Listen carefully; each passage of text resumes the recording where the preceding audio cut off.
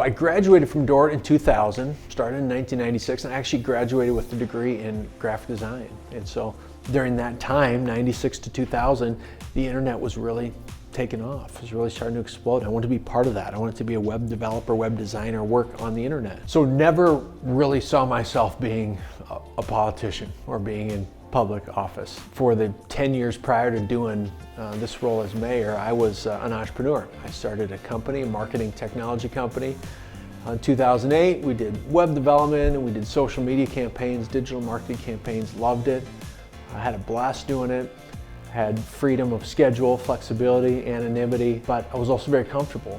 And sometimes God uses you in unique ways when you're comfortable and pushes you to get uncomfortable.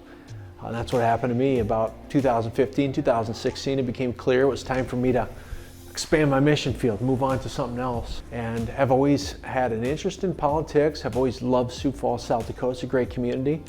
And so no better way to serve your city than doing it in the public sector. So God put it on my heart to run for office, and I won. And I've been in office for 3.5 years now. I'm gonna run for a second term as well because I feel there's more work to be done. So funny how our plan isn't the same as his plan, and that's been very clear to me the last several years.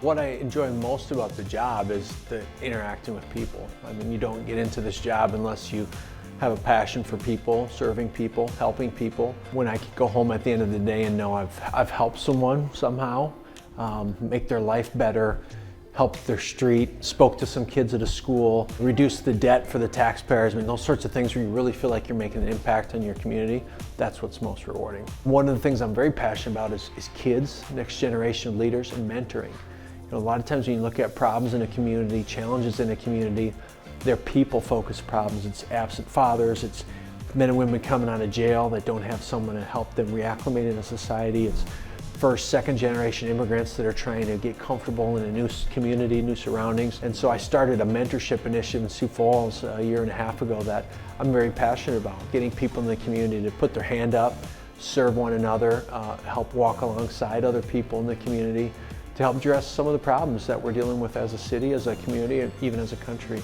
As I think back on my time at Dordt, I mean, there's several professors, several classes that kind of stand out to me, but one common thread amongst all of them is you could just really feel the passion that the instructors and the professors had for the content and for their students. They really cared. They would make time for you. They wove in faith-based and Christ-based principles throughout the subject matter, whether it was government law, whether it's theology, whether it's physical education.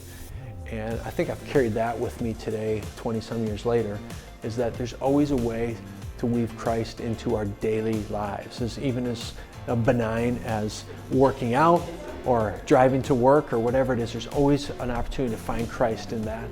And I think Dordt instilled that in me, that he can be found through everything we do, whether it's a ministry, faith-based ministry, whether it's a public service calling or something else. That 18 to 22-year-old age is such a formative period in someone's life.